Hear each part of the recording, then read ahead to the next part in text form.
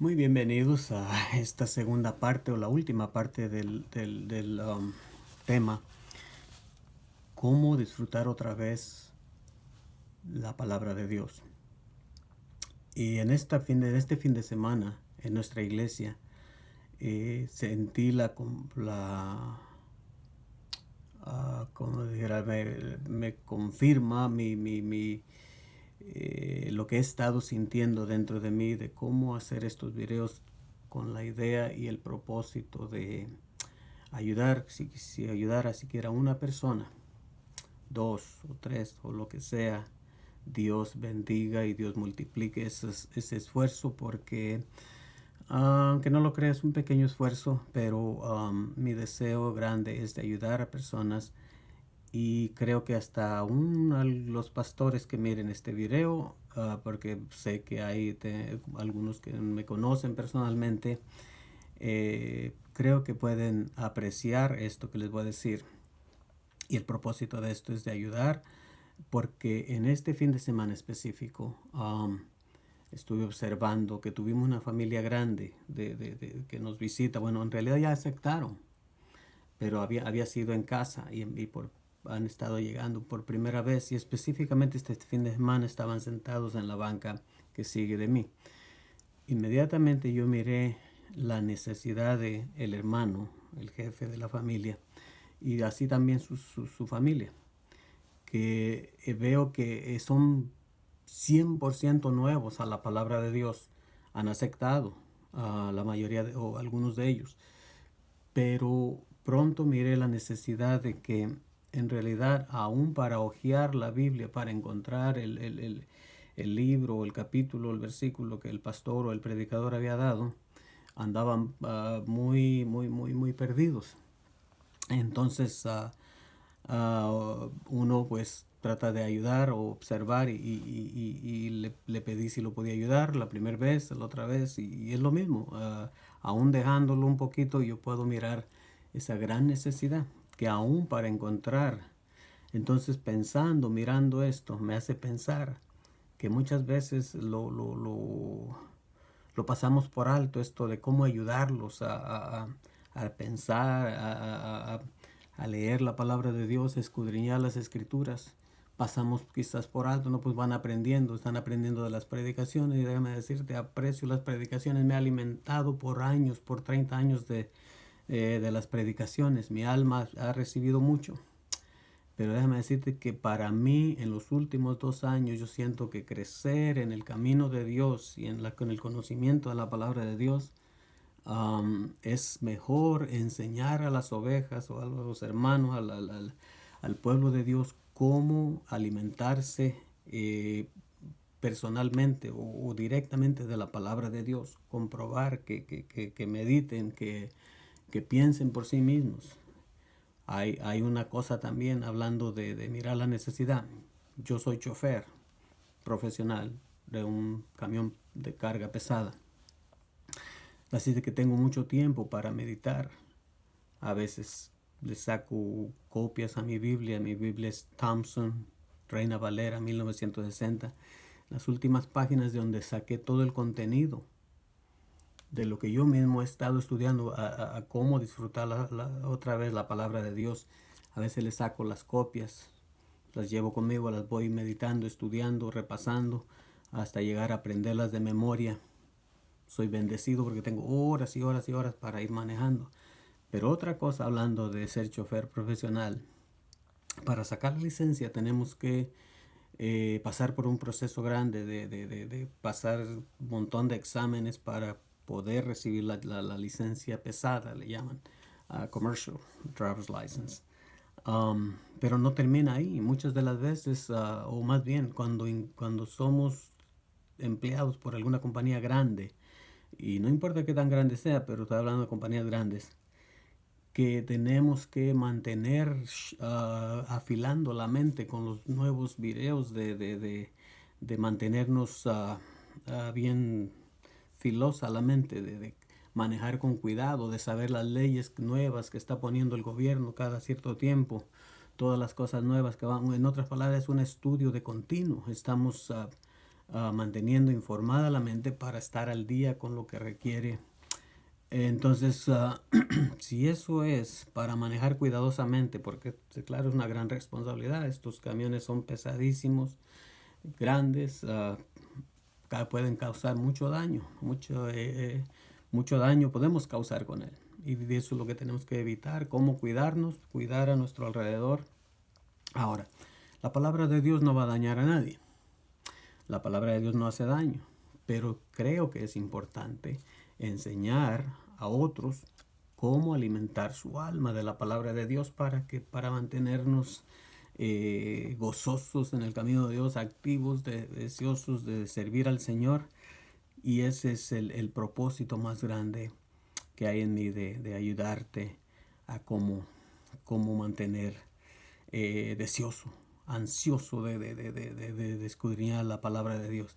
Así es de que en el libro, en nuestras escrituras, más bien, escrituras en nuestro idioma, o a los cristianos, que tenemos el Antiguo Testamento y el Nuevo Testamento, las escrituras hebreas tienen mucho en común. En realidad están en armonía el Antiguo Testamento con nuestras escrituras.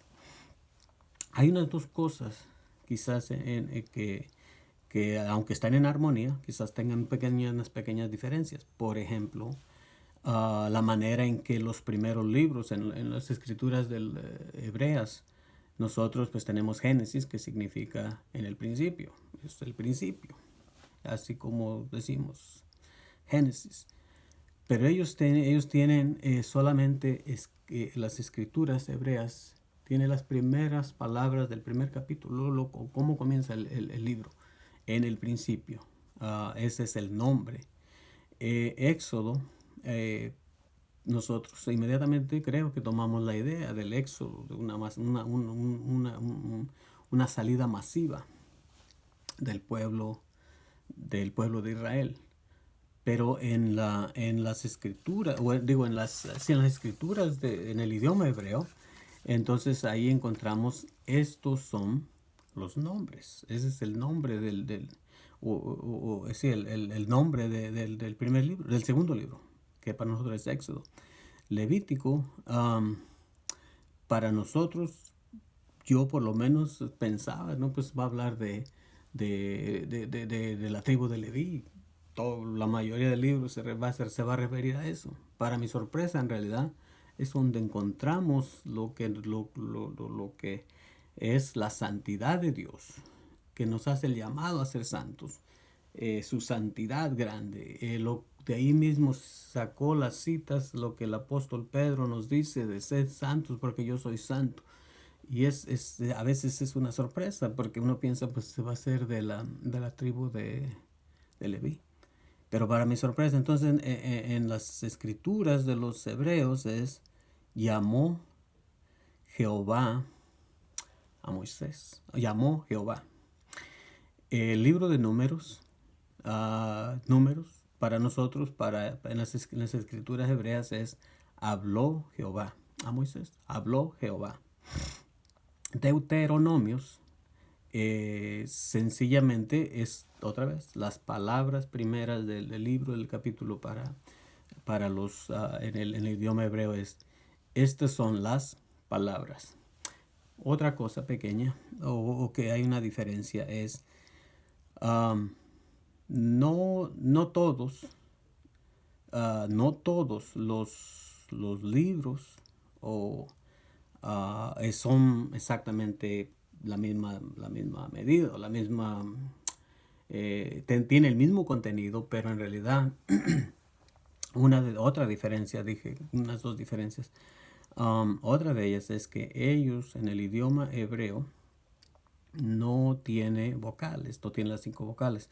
Así es de que para nosotros puede ser un poquito, no un poquito difícil, más bien es difícil leer, pensar, poder leer o escribir en el idioma hebreo sin vocales. Así es de que son esas quizás dos cosas pequeñas, podría decir. Otra de ellas es que en realidad, pues, sí, de Samuel es un solo libro, no es primera y segunda. Reyes es un solo libro, nosotros tenemos primera y segunda. En las escrituras hebreas solamente es el libro de Reyes y también el libro de Crónicas. Así es de que otra de las cosas es, o más bien, una de las cosas que creemos, esto sí es lo mismo como creemos nosotros de nuestras escrituras, las escrituras hebreas, es que los libros del Antiguo Testamento fueron escritos, la mayoría, por profetas. Dije la mayoría porque voy a explicar más adelantito por qué la mayoría, aunque hay algunos dos, tres libros o algunos libros que no necesariamente eran profetas, pero el contenido es o es aprobado como si fuera escrito por los profetas. ¿Qué es un profeta? Es una pregunta. Bueno, un profeta es alguien que ha sido llamado o es llamado, inspirado por Dios, que para llevar un mensaje específico, ya sea una nación, ya sea un rey o ya sea una persona específica. Este es un profeta. Ahora, en el Nuevo Testamento no lo escribieron los profetas. Ahí tenemos los apóstoles. Los apóstoles normalmente, y otra vez, les voy a explicar más adelante, no todos eran de los 12 apóstoles. Todos son apóstoles, pero no todos eran de los 12 apóstoles que tenemos en Mateo 10, capítulo 10, versículo 2 en adelante. Entonces, ¿qué es un apóstol? Bueno, un apóstol es alguien que es un mensajero o un portavoz del Señor Jesucristo. Alguien que habla como si estuviera hablando personalmente el Señor Jesucristo. Ahí donde está. Es alguien que es autorizado para hablar por Él. Entonces, esa es esto es lo que cubre acerca de los profetas en el Antiguo Testamento, los apóstoles en el Nuevo Testamento. Entonces, volviendo a los profetas, dije, no todos los libros fueron escritos por los profetas, ni todos los profetas escribieron libros. Déjame explicarte. Elías fue un gran profeta de Dios. No hay libros escritos por Elías. Eliseo, un gran profeta de Dios. No escribió libros. Samuel, un gran profeta de Dios. Ahora te puede sorprender, porque normalmente hasta decimos como dice el profeta Samuel, como si él escribió el libro. Samuel murió en el primer libro de nosotros. Si fueran las escrituras hebreas sería a medio libro. Ahora, no es imposible para Dios hacerlo. Dios puede hacer. Hay algo interesante de que ahí está hasta una carta, que no voy a entrar en los detalles esta vez. Sorry, lo siento. Pero hay una carta que dice que fue escrita por el profeta Elías para un rey y en realidad con nombre y todo. Como antes o como si fue enviada por el correo, quién sabe quién sea el correo del profeta Elías. Así es de que no todos eran, incluyendo Samuel. Es muy posible que no es él el que escribió Samuel. Ahora, como dije, Samuel cae en los libros que tenemos dos y en las escrituras hebreas solamente uno. Uno de los profetas o uno de los libros que no fueron escritos por profetas que eran de los hijos de los profetas, vamos a decir, Esdras. Esdras no era que había sido llamado para ser profeta. Esdras era un escriba. Esdras creemos que escribió su propio libro, Esdras. Y no solamente, creemos que no es solamente una idea, sino que una de las comprobaciones o la teoría o lo que encontramos para sentirnos más cómodos para decir que es Esdras es porque aún creemos que él escribió los libros de crónicas, las primera y segunda de crónicas, porque en el segunda de crónicas, en el último capítulo, Y en los últimos dos versículos es cuando nos da los detalles del rey Ciro, rey de Persia, que ya estaba listo para soltar, para devolver a los cautivos, a sus naciones, especialmente al pueblo de Dios, a Judea. Así es de que lo encontramos en esos dos versículos, pero también es como una continuación. Y eso es lo que nos da más una seguridad, que Esdras mismo, como si fuera una continuación, empieza repitiendo lo mismo en el primer capítulo, el primer versículo de Esdras. Entonces, esa es una de las cosas. Otro de ellos es Nehemías. Nehemías iba a ser un sacerdote. Él no era uno de los hijos de los profetas. Él en realidad, si hubieran quedado libres o no hubieran sido llevados cautivos, él hubiera sido un sacerdote. Así es de que lógicamente también Ruth definitivamente no es la profeta. Es acerca de la historia. El personaje era Ruth la mayor parte del libro, y Esther lo mismo. No era ningún profeta ella, era solamente, o es el personaje de el libro de Esther. Así es de que esas son unas de las cosas que nos hace pensar. Ahora, otra cosa muy importante también es que no todos profetizaron a la nación interna o de donde eran. Uno de los mejores ejemplos te puedo dar es el profeta Amós. Amós era el profeta que había nacido originalmente, o más bien estando en el reino del sur, nacido en la ciudad de Tecoa, una ciudad pequeña en el reino del sur, en Judea. Dios lo envió a profetizar al reino del norte.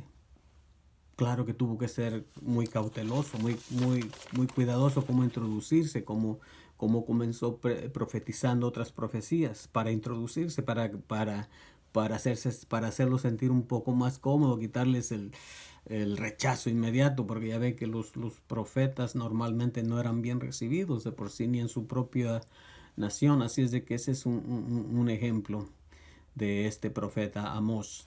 Ahora, Abdías es otro buen ejemplo. Abdías es el profeta de Dios que fue enviado para profetizar a la nación de Edom, a los edomitas. ¿Y dónde encontramos esto? Génesis 36, versículos 1 y 2 y 8 dice: estas son las generaciones de Esaú, el cual es Edom. Esaú tomó sus mujeres de las hijas de Canaán, y ahí hay todos los otros nombres para ahorrar un poquito de tiempo. Está hablando de Esaú, pero el versículo 8 también nos vuelve a repetir: y Esaú habitó en el monte de Seir. Esaú es Edom. Otra vez más, Edom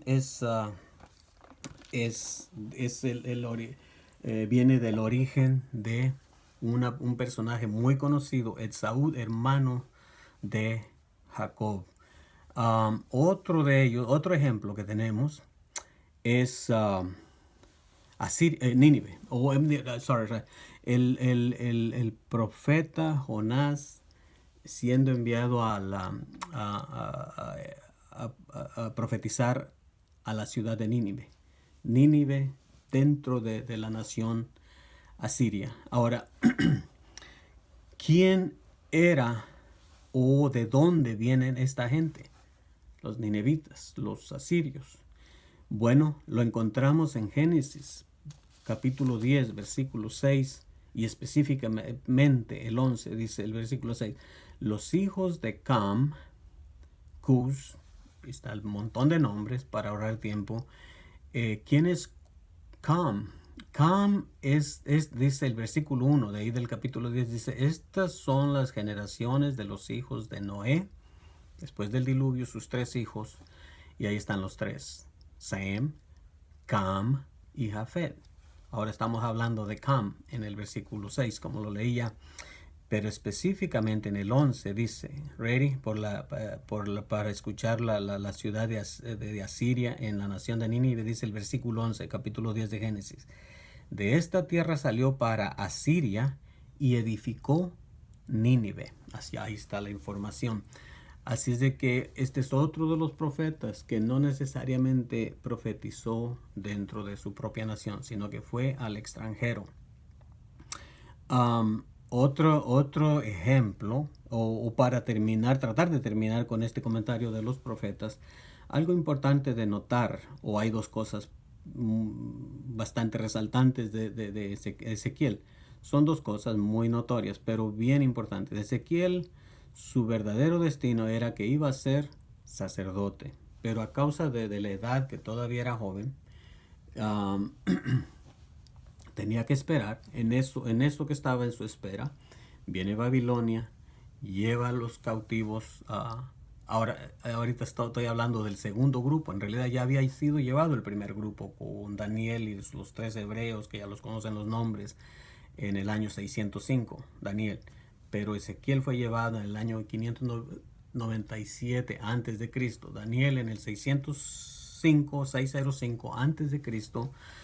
Pero aquí fue Ezequiel en el año 597 antes de Cristo. Ahora, Ezequiel, estando ya en Babilonia, como esclavo, en la esclavitud, estaba en el río Quebar. Y déjame leerte el llamado de Dios.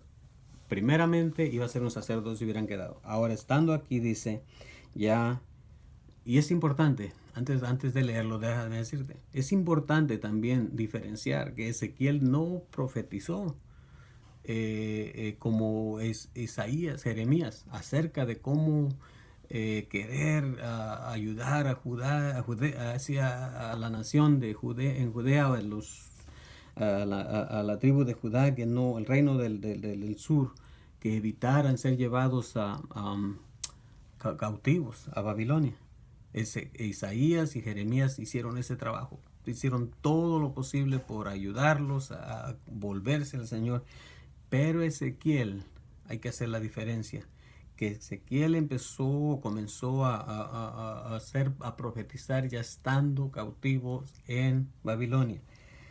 Y aparte que no era originalmente que iba a ser un profeta. Así es de que iba a ser un sacerdote. Dice Ezequiel 30 en el capítulo 1, versículo 1, dice: aconteció en el año 30, en el mes cuarto, a los 5 días del mes, que estando yo en medio de los cautivos junto al río Quebar, los cielos se abrieron y vi visiones de Dios. En el río Quebar es donde estaba Ezequiel. Así es de que otro de ellos, como ya mencioné un poquito, Daniel,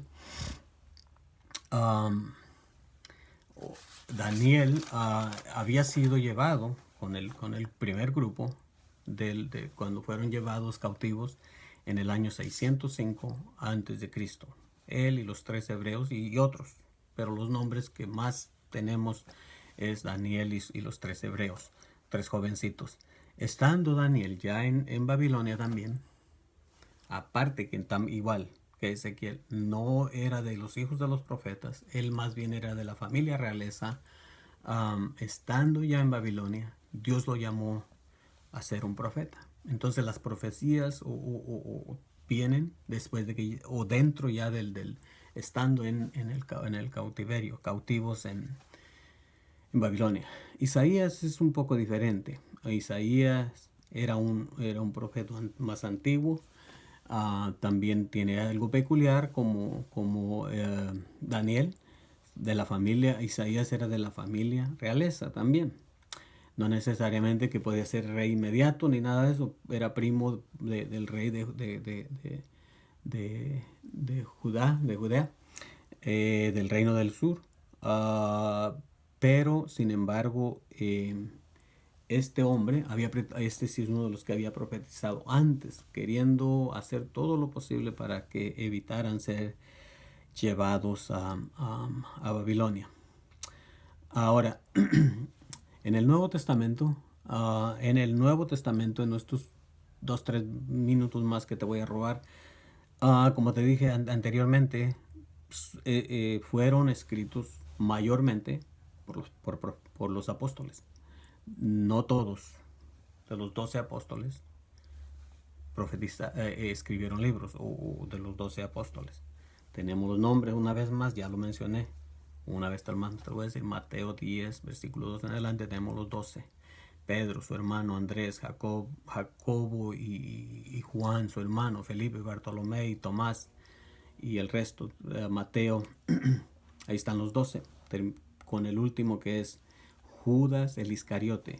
Judas el Iscariote se quitó la vida, traicionó al Señor, se quedaron, y tenemos también unos versículos específicos donde ahora nos dice los 11 apóstoles. Ya no eran los 12, pero en Hechos capítulo 1, versículos 16 y 19, y especialmente puedes leer hasta el 26 para agarrar todo el contexto, cómo el apóstol Pedro sintió de parte de Dios convocar a los demás para elegir al que iba a reemplazar a